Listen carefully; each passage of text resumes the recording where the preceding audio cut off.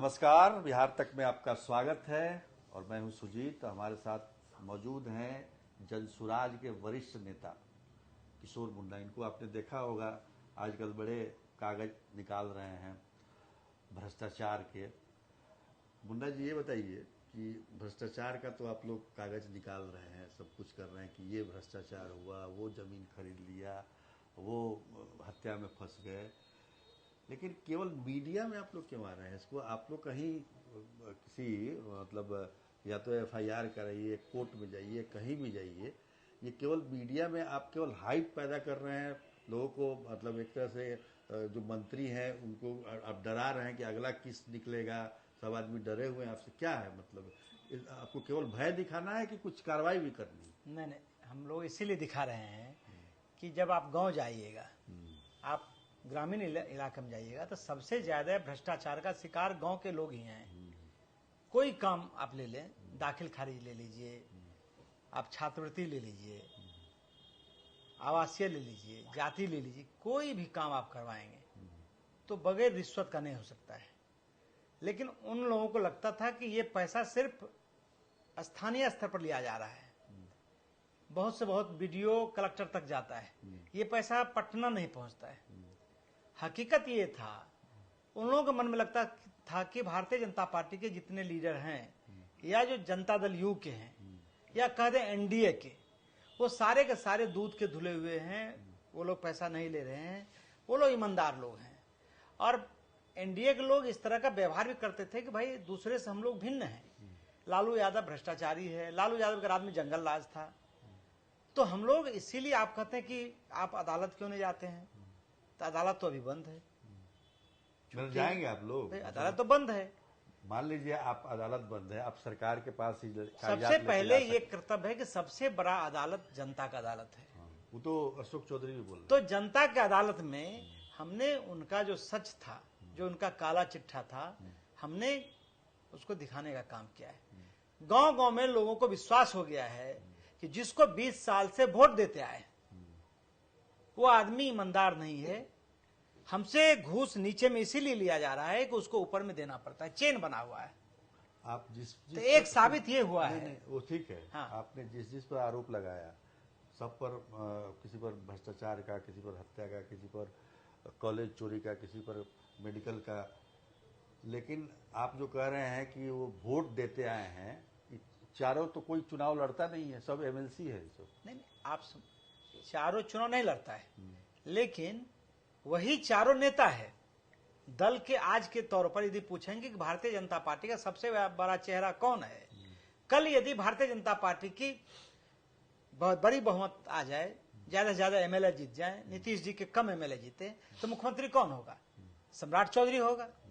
अमित शाह उनको तुरंत बना देंगे। अमित शाह आते हैं, प्रधानमंत्री आते हैं, तो उनके अगल बगल कौन दिखता है? तो सम्राट चौधरी दिखता है। तो सम्राट चौधरी भले चुनाव नहीं लड़े। इस राज्य का एक और दुर्भाग्य है कि 20 साल से नीतीश कुमार बिहार का मुख्यमंत्री है, लेकिन एक बार भी वो जनता के बीच में चुनाव लड़ने के लिए नहीं गए। वो पिछले दरवाजे से जा रहे हैं। तो कई जगह जब भी मुख्यमंत्री होता है तो वो सीधे चुन के आते हैं। मतलब आप लोग का उद्देश्य है लोगों को अवेयर करना कि भाई ये केवल मतलब उधर ही भ्रष्टाचार नहीं है, इधर भी है, इससे आगे नहीं जाना। सिर्फ लालू के राज में भ्रष्टाचार और जंगल राज नहीं था, उससे ज्यादा आपके राज में भ्रष्टाचार है। और इस बात की जानकारी जो गांव में भोली भाली लोग थी उनको नहीं था। अब उनको गांव गांव में विश्वास हो गया है कि जिसको हम वोट देते आए हैं वो चोर है, वो बेईमान है, वो वोट हमसे लेता है लेकिन हमारे साथ छल करता है। तो एक विश्वास जो पैदा होने का था, मतलब यही तक रहना है आप लोग को, इससे आगे नहीं जाना। नहीं भाई, उससे अभी जो आप सवाल किए हैं, यही सवाल भारतीय जनता पार्टी के वरिष्ठ नेता श्री अश्विनी चौबे जी किए कि भाई उन लोगों को कुछ कहना है तो वो लोग राज्यपाल के यहाँ जाए, वो लोग प्रधानमंत्री के यहाँ जाए, वो लोग न्यायालय जाए। तो हमको लगा भाई ठीक कर रहे हैं, हम लोग तो जाते ही हैं। तो आज राज्यपाल के यहाँ गए थे उनका शिकायत लेकर कि भाई कार्रवाई कीजिए। भाई सम्राट चौधरी मुख्यमंत्री मुख्यमंत्री के पास जा सकते हैं तो भाई मुख्यमंत्री की स्थिति वो अब नहीं है। यदि मुख्यमंत्री, मैं 2005 से 2010 तक नीतीश जी के साथ काम किया हूं, मैं भले इंडिपेंडेंट था एनडीए के खिलाफ चुनाव लड़ा। प्रशांत जी तो और काम किए हैं, 15 के बाद। हम तो अपनी बात बोलते हैं। यदि नीतीश कुमार जी 2005 से 10 का नीतीश कुमार होता, या फिर प्रशांत किशोर जी कहते हैं 15 का मुख्यमंत्री होता नीतीश जी, तो आज ये बाहर में नहीं घूमते। इनसे रिजाइन ले लिया जाता, इन पर जांच बैठा दिया जाता और ये लोग जेल में जाते। ठीक है, इसका कितना लाभ आपको राजनीतिक तौर पर लाभ लेने के लिए किया होगा? भाई ये राजनीतिक लाभ का सवाल नहीं है। जिस तरीके से लोगों से वसूली हो रहा है, आप प्रशांत किशोर जी 3 महीना पहले लिख दिए कि भाई बिहार का वसूली मंत्री कौन है 3। तो मैं आपको बताना चाहता हूं कि उसमें लोगों ने नाम लिखा कि भाई मंगल पांडे, उसमें उन्होंने लिखा कि सोशल मीडिया पर, अच्छा, अशोक चौधरी, जिवेश मिश्र, मतलब अपने आप लोग नाम लिख रहा है कि कौन वसूली मंत्री थे, ये वसूली मंत्री है। तो अब धीरे से लोग जब जानकारी हुई है तो हम लोगों ने उसको, जो अवेयरनेस था लोग जाने, उसमें हम लोगों ने ये वोट से इसको मत जोड़िए। वोट तो जब 2 महीना, जब चुनाव घोषणा होगा और चुनाव घोषणा के 10 दिन के अंदर लोग तय करता है कि वोट हमको किसको देना है। और खास करके जब 2 दिन बचता है तब होता है कि हमको वोट देना है, किसको देना है, नहीं देना है। लेकिन इसलिए चुनाव से नहीं है। बिहार को जिस तरीके से बदहाल लोगों ने किया है, भाई लालू यादव आज 35 साल से इस राज्य में है। लालू यादव कहाँ 35 साल से है ना भाई, राजा बना हुआ है। वो 15 साल अपने रहे, पत्नी रही, 3.5 साल उनका बेटा रहा, लगातार MP MLA रहे। लेकिन आप देखिएगा लालू जी का, तो लालू जी, आप लोगों का निशाना अभी लालू यादव है कि मतलब नीतीश कुमार? नहीं, लालू जी भी है। जो लालू जी, नीतीश जी, पर आप लोग नहीं, लालू जी, नीतीश जी और अब मोदी जी भी, मतलब भारतीय जनता पार्टी। मोदी जी नहीं, यहाँ तो मोदी जी है नहीं। टारगेट आपका 3 तरह है विशुद्ध रूप से। जो यहाँ अभी जो भारतीय जनता पार्टी में नेतृत्व है, वो नेतृत्व पर कब्जा राष्ट्रीय जनता दल के और कांग्रेस के लोगों ने कर लिया है। अशोक चौधरी, ये भाजपा में आप देख लीजिए दिलीप जायसवाल, वो भारतीय जनता पार्टी का अध्यक्ष है। वो कहां से आए? कांग्रेस से आए। जो सम्राट चौधरी है वो कहां से आए हैं? तो राष्ट्रीय जनता दल से आए। इसी तरह आप कुल मिला के देखिएगा, जदयू का भी वही हालत है। तो जब एनडीए का बिहार में लालूकरण हो गया है, तो फिर अब कोई अंतर नहीं रह गया है। वही चोरी चमारी, वही चोरी चकोरी, ये काम चल रहा है। तो 1 हफ्ता का समय जो दिए हैं, उसके बाद क्या होने वाला है?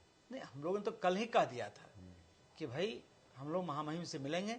आज हम लोगों ने, हमारे राष्ट्रीय अध्यक्ष ने प्रधानमंत्री जी को पत्र लिखा है कि इतना गंभीर विषय है, 6 लोगों के हत्या का, और हत्या कोई दूसरे जात का नहीं हुआ है, कोई सवर्ण का, कोई दलित का नहीं हुआ है। जिस समाज का से सम्राट चौधरी जी आते हैं, उसी कुशवाहा समाज के 6 लोगों की हत्या हो गई है। वो चुनाव लड़ने वाले लोग थे, पॉलिटिकल लोग थे, उसकी हत्या हो गई है। और आप जानते हैं कि उस समय उनका उम्र 26 वर्ष था, लेकिन वो नाबालिग का, माइनर का सर्टिफिकेट बनाकर कानून, मतलब न्यायालय के आंख में धोखा दिया और वो बाहर निकल गया।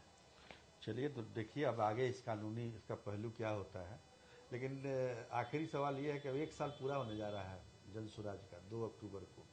क्या उपलब्धि देखते हैं आप लोग? क्या सरकार, मतलब चुनाव में क्या रहेगा?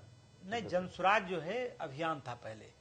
2 साल तक प्रशांत किशोर जी मतलब पदयात्रा किए, गाँव गए, 5000 से ज्यादा गाँव गए, 5000 से ज्यादा किलोमीटर चले, और लोगों के बीच जब जाते थे, उनकी बात को सुनते थे। लोग कहता था कि भाई हम लोग क्या करें, कहाँ जाएंगे।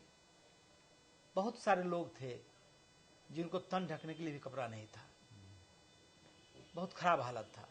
तो लोगों ने कहा कि भाई विकल्प होना चाहिए। तो एक हमारे यहाँ है सही लोग, सही सोच, सामूहिक प्रयास। तो सब लोगों ने मिलके 2 अक्टूबर 2024 को जनसुराज की स्थापना की। अब 2 अक्टूबर को 1 साल पूरा जाएगा। इस दरमियान आपने देखा कि जो मुख्य प्रतिपक्ष है, उसने एक बार भी सिर्फ ट्वीट करते रहा। उनका काम था सरकार के भ्रष्टाचार को शामिल करना। अभी आपने देखा कि 2 दिन पहले तेजस्वी यादव भ्रष्टाचार पर बोल रहे हैं कि भाई हम 100 लोगों का सूची बनाएंगे। अरे ये काम तो 3 महीना से जनसुराज कर रहा है।